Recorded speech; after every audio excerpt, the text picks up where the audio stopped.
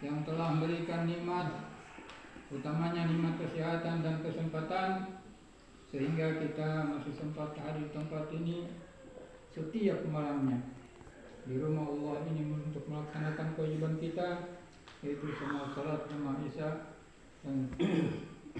dan jamaah tarawih.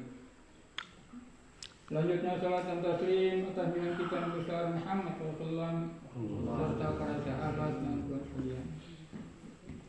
Bapak Ibu para hadirin sidang jamaah tarawih rahimakumullah, dengan tidak terasa bahwa kita pada malam hari ini sudah memasuki bulan suci Ramadan ini, yaitu pada malam ke-15 malamnya pada malam hari ini. Semoga ibadah yang kita laksanakan sejak dari awal Ramadan sampai pada 15 Ramadan ini dan sampai akhir nanti akan diberikan Allah SWT pahala sesuai dengan amalan kita masing-masing. Amin.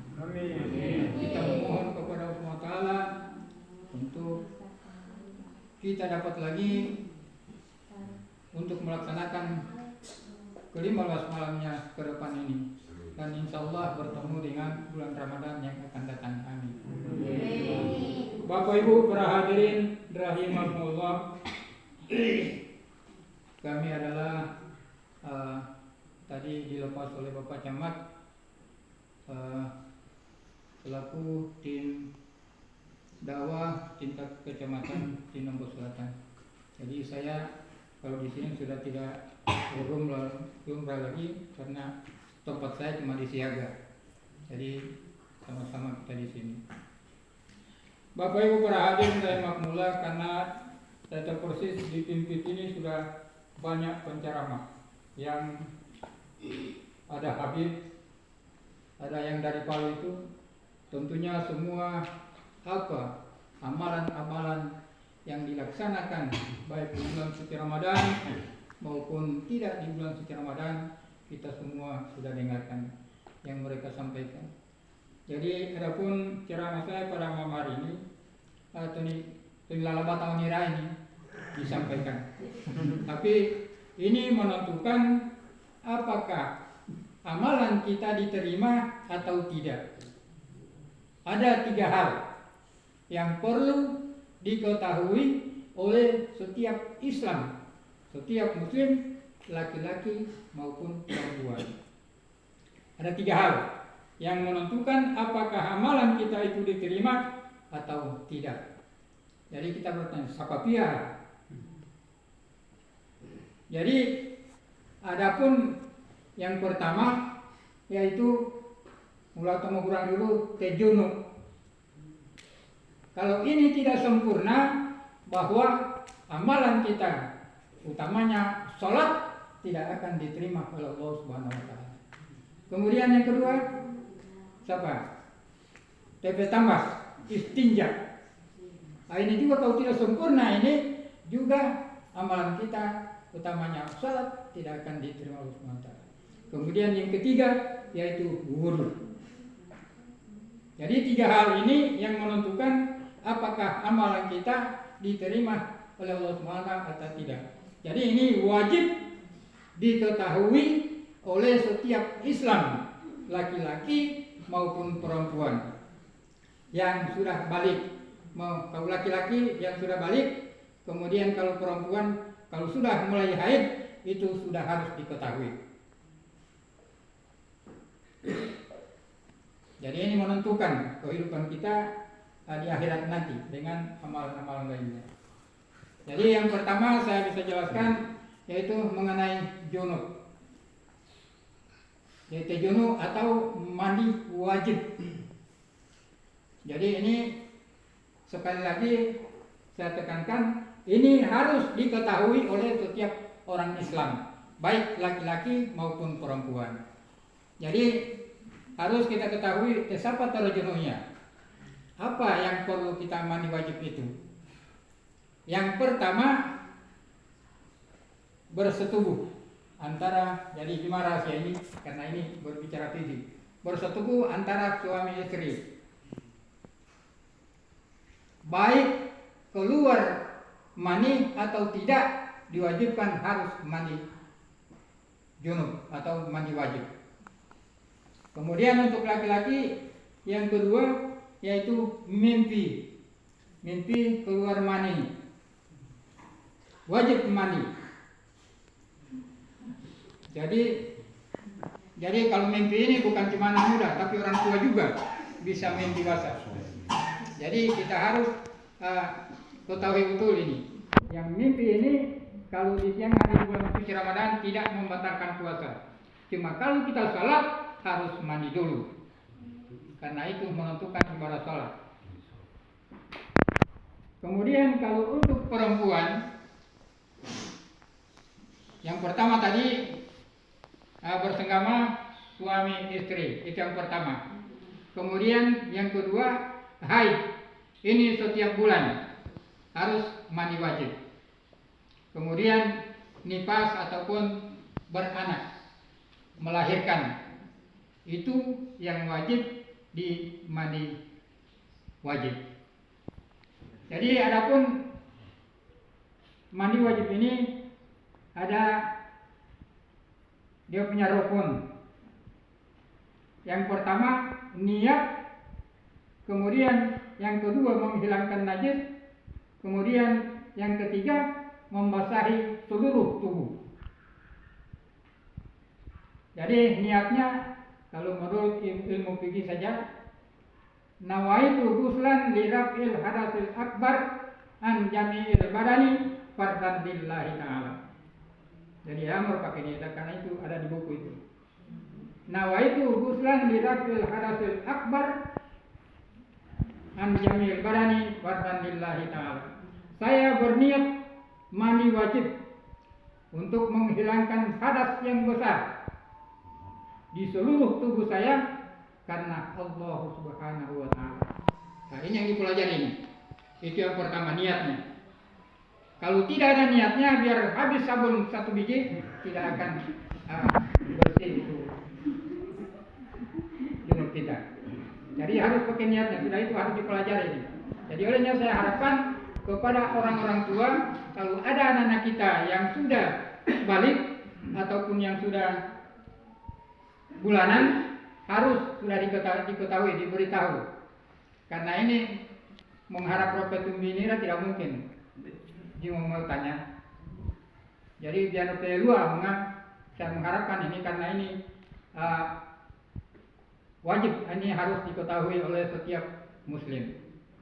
Jadi itu tadi niatnya. Kemudian yang kedua menghilangkan najis itu di seluruh badan, pakai sabun dan lain sebagainya. Kemudian menyeluruhkan air. Jadi biar perempuan harus basah rambut, tidak boleh tidak basah. Harus di seluruh tubuh dari rambut sampai ujung kaki itu semua kanal air. Itu rukun dan syaratnya. Jadi saya memohon kepada kita, ini sangat penting. Baik umat ini umat sudah mau haid, diberitahu supaya dia beramal akan diterima oleh Allah Subhanahu amalannya. Karena ini menentukan ini junub ini. Kemudian yang kedua yaitu istinja. Nuga istinja metambas. Metambas yang dua itu, air besar ataupun air kecil. Mutatai, dono motole. Nah, itu yang dua itu. Di sini juga ada rukun yang diperhatikan.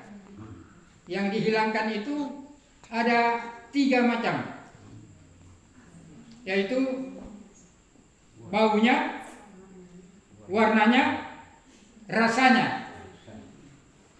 Jadi onyo tambase no tobai 5 ulang baunya 5, berarti di tempatnya itu masih ada.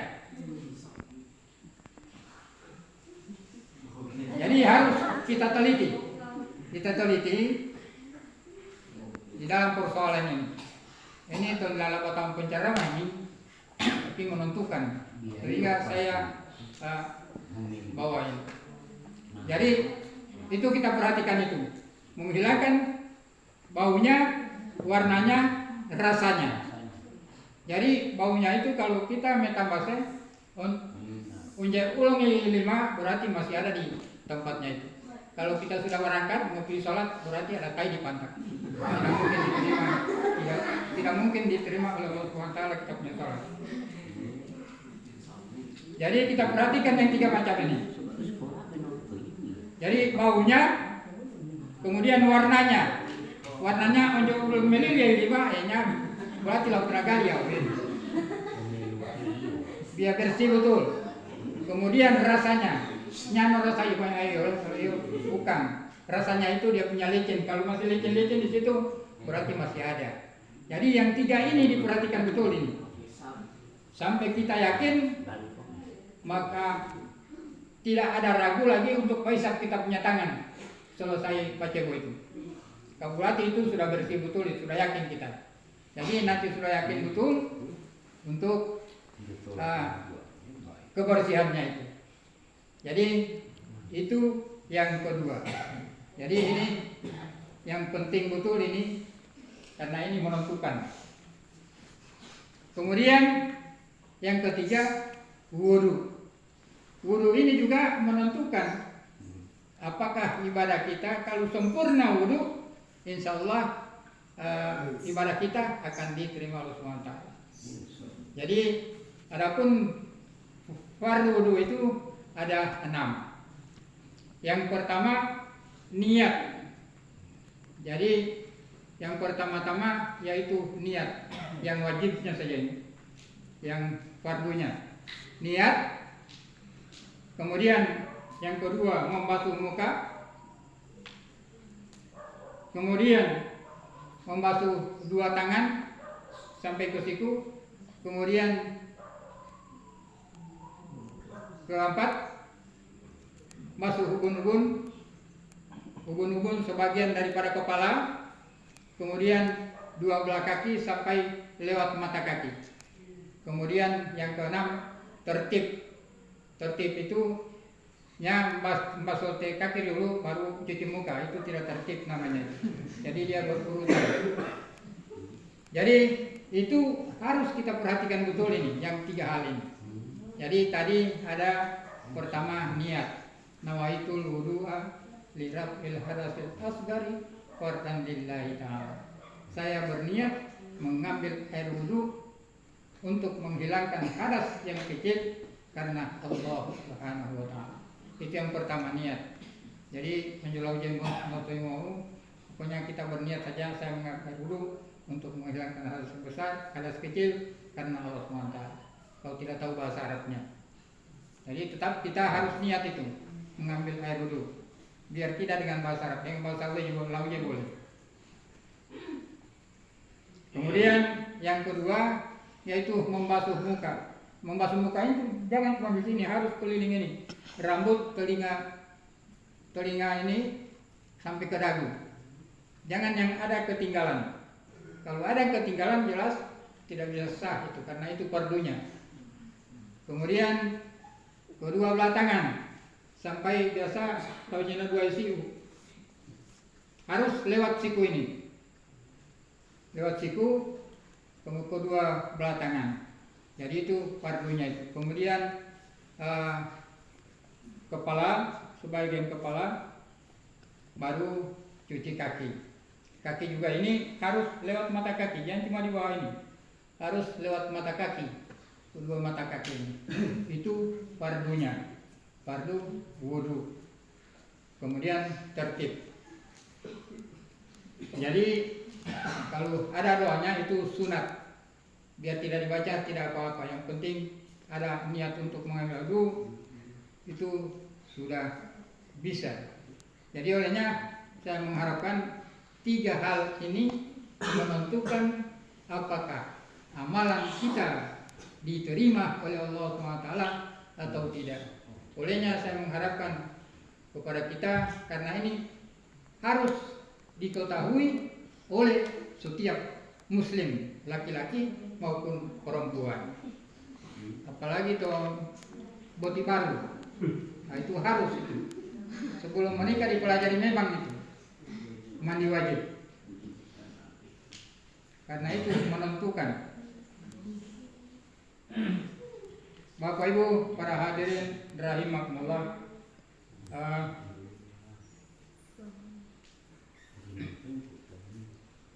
setelah kita dilepas tadi bahwa ada beberapa hal yang perlu disampaikan oleh Pak Camat, yaitu utamanya ada selaku penyampaian kepada masyarakat, ada pasar murah kata hari Senin, itu diadakan di kantor camat di Lombok Selatan, mungkin pagi itu barangkali ya. Jadi itu disampaikan tadi harus diinformasikan kepada seluruh masyarakat di Lombok Selatan. Jadi untuk pasar murah yaitu diadakan pada hari Senin bertempat di kantor camat. Ini penyampaian dari camat. Kemudian marilah kita sama-sama menjaga keamanan, karena keamanan kita harus jaga supaya di dalam melaksanakan ibadah puasa kita tidak ada gangguan apa-apa.